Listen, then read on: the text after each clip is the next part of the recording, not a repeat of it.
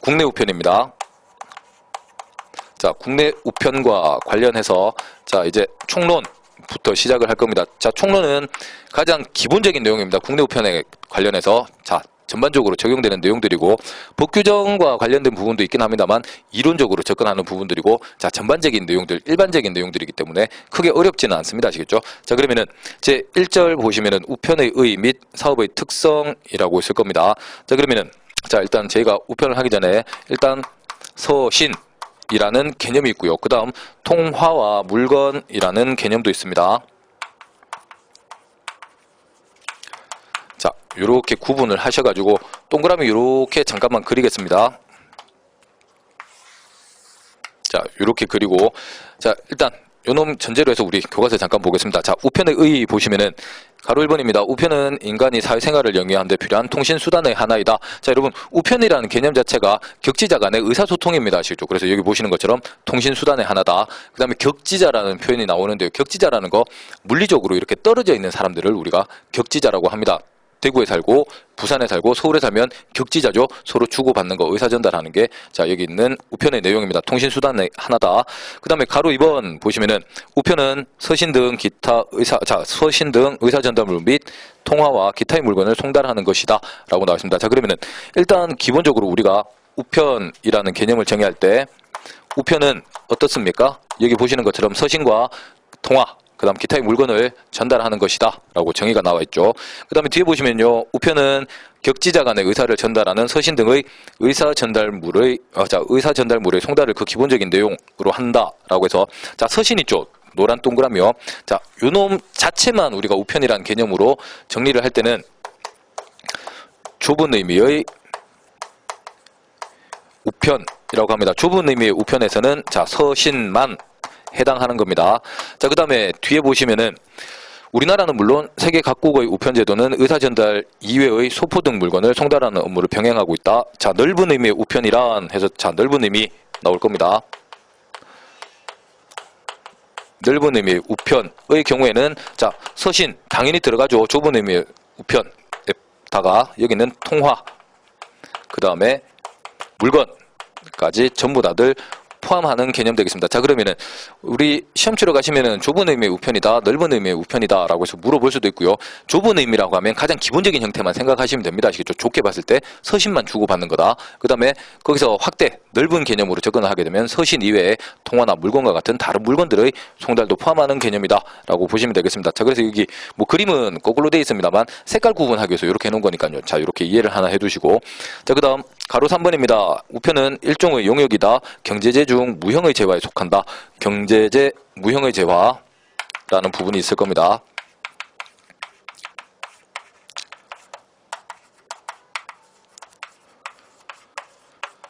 자, 여러분 일단 경제재라는 표현은요, 경제적인 가치가 있다라는 겁니다. 그래서 여러분 우편물 운송할 때 공짜로 해줍니까? 돈 받고 해줍니까? 돈 받고 해주죠. 그만큼 자, 경제적인 가치가 있다라는 뜻입니다. 돈 받고 영위하는 활동. 그 다음 무형의 재화입니다. 우편이라는 거 서비스 제공이죠. 용역 형태가 없다라는 겁니다. 물론 여러분들 지금 보고 계신 동영상의 이놈도 마찬가지죠. 무형의 재화 경제재입니다. 돈 내고 보시죠. 공짜로 보시는 분들 안 계실 테고. 그 다음 동영상이라는 게 형체가 있느냐? 그건 아니고 그냥 그대로 무형의 재화에 해당하는 부분들입니다. 자, 크게 어렵다거나 중요한 부분은 아니니까 간단하게 이렇게 정리를 하시면 되겠습니다.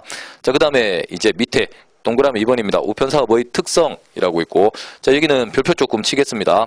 별표 쳐두시고 자, 시험에서 자주 출제되는 부분입니다. 우리 대한민국의 우편사업이 어떤 특성을 가지고 있느냐의 문제 되겠습니다. 자, 가로 1번 보시면은 우편사업은 자, 첫 번째 국가가 경영한다라는 내용이 있을 겁니다. 자, 우편사업은 국가에서 직접 경영하는 국가기업에 의한 사업이다.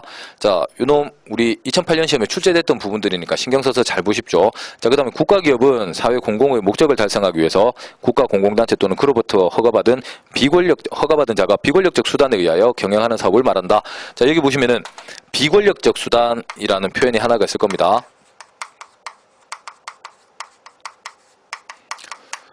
자, 그러면은 비권력적 수단이면 당연히 뭐도 존재하느냐? 권력적 수단이라는 것도 존재를 합니다. 자, 그러면은 여러분 그냥 개념만 이해하면 되니까 필기는 나중에 하시고요. 안 하셔도 됩니다. 그냥 설명만 들으십시오. 자, 여기 보시면 국가가 제공하는 사업, 국가가 영위하는 사업입니다. 자, 그러면은 국가가 누구를 대상으로 합니까? 일반 국민들을 대상으로 합니다. 자, 그러면은 국가가 일반 국민들에게 어떠한 권한을 행사할 때 그 권한을 권력적인 수단으로 권력적으로 행사하는 방법도 있고 비권력적으로 행사하는 방법도 있습니다. 자, 일단 권력적이다라는 것은 무슨 뜻이냐? 국가가 명령 강제하겠다라는 뜻입니다. 여러분들의 의사에 관계없이 그냥 이렇게 하라 저렇게 하라라고 국가가 명령 강제하는 경우에 우리가 권력적이다라고 이야기합니다. 가장 대표적인 게 과세 처분 같은 경우죠.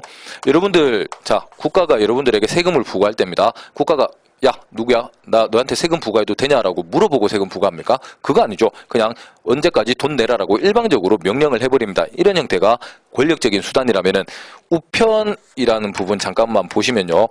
우편은 국가가 여러분들에게 야, 누구야? 이런 형태로 우편물을 발송하라 또는 너 누구에게 우편물을 발송하라 명령 강제합니까? 아니죠. 여러분들이 우편물을 보내고 싶을 때 국가가 운영하는 최신관서로 갑니다. 우체국에 가서 나 우편물 보내고 싶습니다 라고 이야기를 하면 오케이 돈 내면 내가 보내주겠습니다. 어떻습니까? 명령 강제 요소가 없고요. 여러분들의 선택, 자, 명령 강제 요소가 없습니다. 여러분들이 원하면 사용할 수 있고 원치 않으면 사용하지 않을 수 있다. 자, 그래서 우리가 비권력적 수단이라고 부르는 겁니다. 자, 그러면은 비권력적 수단에 의하여 경영하는 사업을 말한다. 결국 우편 사업은 비권력적 수단이기 때문에 명령 강제 요소가 없다라는 거 한 가지를 체크하시면 되겠습니다. 자, 그다음 뒤에 보시면은 뭐 국가기업은 정부 직영, 공사, 주식회사 형태가 있다. 그 다음 우편사업은 정부 직영 형태다라고 해서 정부 직영이라는 건 뭐냐면은 대한민국 정부가 있고 정부 밑에 자 미래창조과학부 장관이 있고 밑에 또 우정사업본부가 있고 이런 형태로 정부 기관 소속으로 돼 있다라는 겁니다. 그 다음 법인 형태라면은 정부 소속이 아니고 정부가 지분만 가지고 있고 다른 독자적인 법인, 회사를 만들어서 영업하는 형태거든요. 자, 그래서 여기 나와 있는 내용 중에 정부 직영 이라는 거 한 가지를 기억을 하시면 되겠습니다. 자, 그래서 여기 보시면은 우편 사업은 정부 직영 형태로 운영된다라는 내용이 있고, 그다음 우리나라의 우편 사업은 이용 조건을 법령으로 정하고 있다. 다른 국가 기업에 비해서 경영상 제약이 강하다. 자, 정부 직영이고요. 우편과 관련해서는 우편법, 그다음에 우편법 시행령, 시행규칙 등이 우편 영무에 대한 내용을 기본적인 사항을 법으로 규정을 하고 있다는 겁니다. 자, 그러면은 요놈 일반적인 사법관계하고 잠깐 비교를 해볼게요.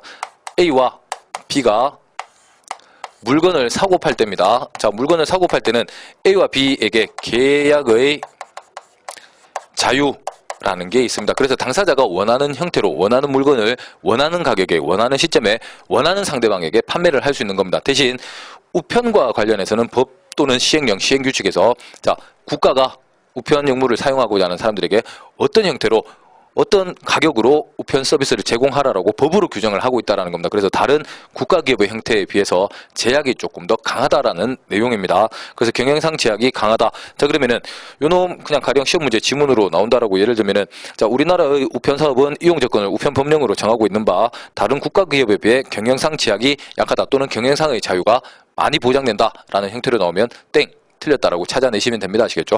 자, 그다음 가로 2번 보시면은 우편사업 회계제도는 독립재산제를 채택하고 있다.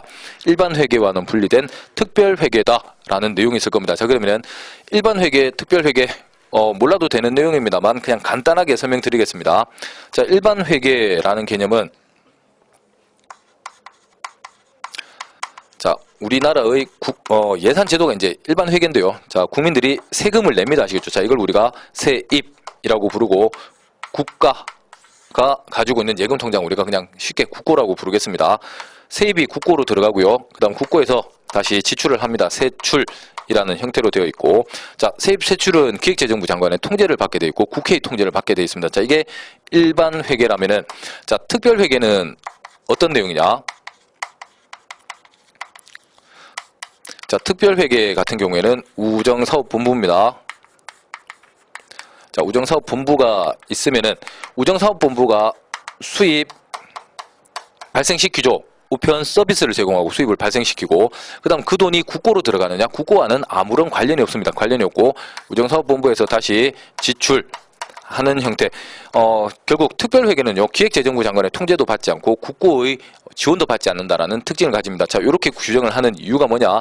자, 일단 공공서비스입니다. 국가가 운영해야 되는 사업인데, 자, 가령 예를 들어서 이 경영적인 요소 있죠. 자, 일단 수익을 발생시켜야 된다라는가, 와 같이 경영상의 요소가 있을 때, 자, 경영상의 요소를 좀 더 강화해주기 위해서 특별회계라는 제도로 특별회계라는 제도로 가게 되고, 요놈의 특별회계 같은 경우에는 일단 기본적으로 국고 있죠. 만약에 경찰, 예를 들면은 경찰은 국고로부터 세금을, 세출 받아가지고 지출을 하면 남는 돈은 다시 국고로 다 들어가도록 돼 있고, 나중에 쓰고 나면은 국회 통제를 받도록 돼 있습니다. 대신 우정사업본부는 우편 용무 제공하고 수익을 발생시키죠. 자, 그거 쓰고 남으면은 국고로 다시 들어가느냐? 아니고 자신들이 이월을 시켜서 쓸 수 있습니다. 내년으로 넘겨서 쓸 수 있다. 자, 이 놈을 우리가 특별회계라고 합니다. 그러면은 우리 시험 문제에서 일반회계와 특별회계를 구분하라라는 문제는 안 나옵니다. 아시겠죠? 그냥 우편 사업이 일반회계입니까? 특별회계입니까? 특별회계다라는 사실만 정확하게 기억을 해두시면 되겠습니다.